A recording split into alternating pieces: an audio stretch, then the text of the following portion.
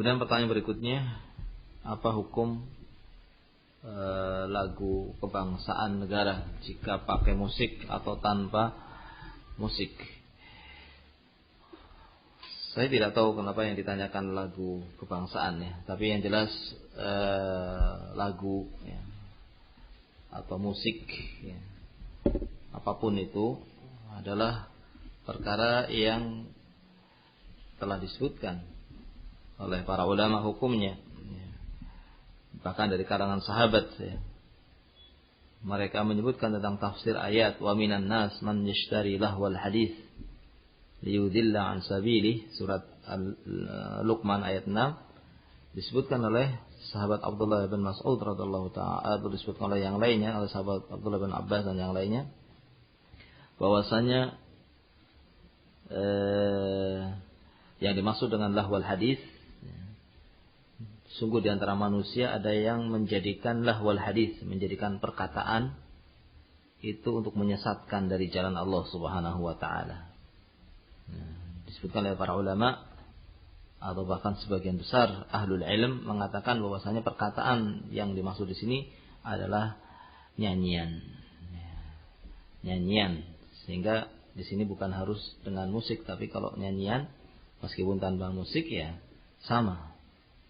Bahwasanya di antara manusia itu ada yang menjadikan nyanyian untuk menyesatkan dari jalan Allah Subhanahu wa taala. Dari ayat ini maka menunjukkan tentang diharamkannya nyanyian. Begitu pula diharamkannya musik, alat musik disebutkan dalam hadis Nabi SAW ya, bahwasanya akan datang pada suatu masa, akan datang sungguh pada umatku sekelompok orang yang akan yastahillunal hira wal khamr wal harir wal ma'azif atau kama qala sallallahu alaihi wasallam, bahwasanya akan ada dari umatku nanti yang akan menghalalkan zina. Nah, dan juga ada yang akan menghalalkan khamr, minuman keras.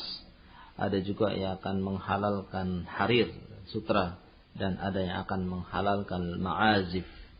Ma'azif ini adalah alat-alat musik.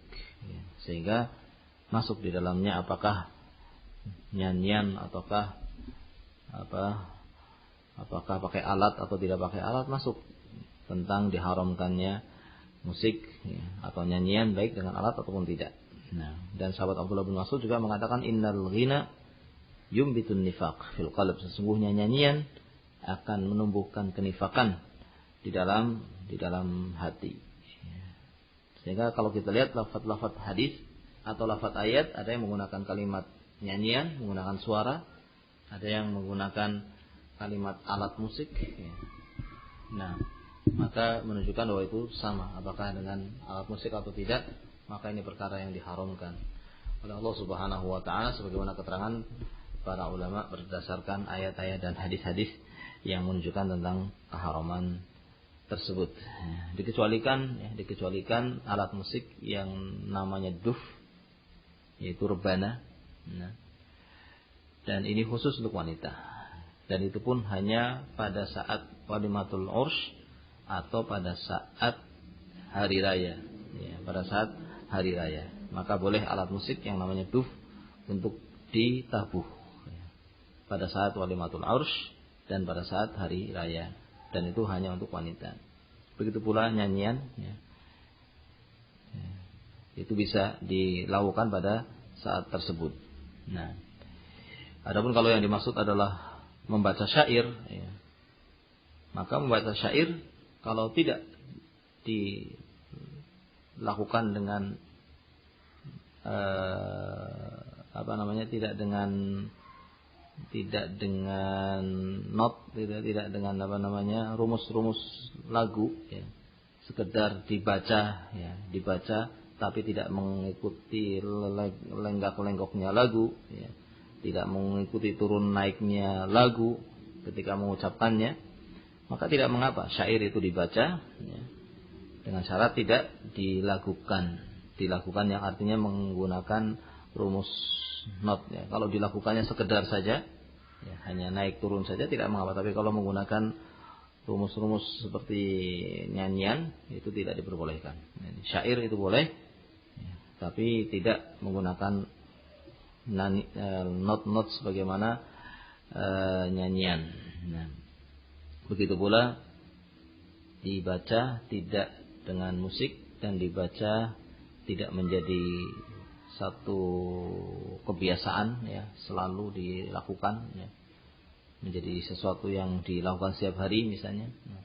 Begitu pula tidak diucapkan secara bersama-sama ya. Tidak diucapkan secara bersama-sama, tapi satu orang mengucapkannya ya. Mengucapkannya sehingga akan menambah semangat dalam bekerja misalnya. Maka syair-syair itu diperbolehkan. Wallahu taala a'lam bissawab. Juga syair-syair tadi tidak ada kalimat-kalimat yang bertentangan dengan agama Allah Subhanahu wa taala. Wallahu taala a'lam bissawab.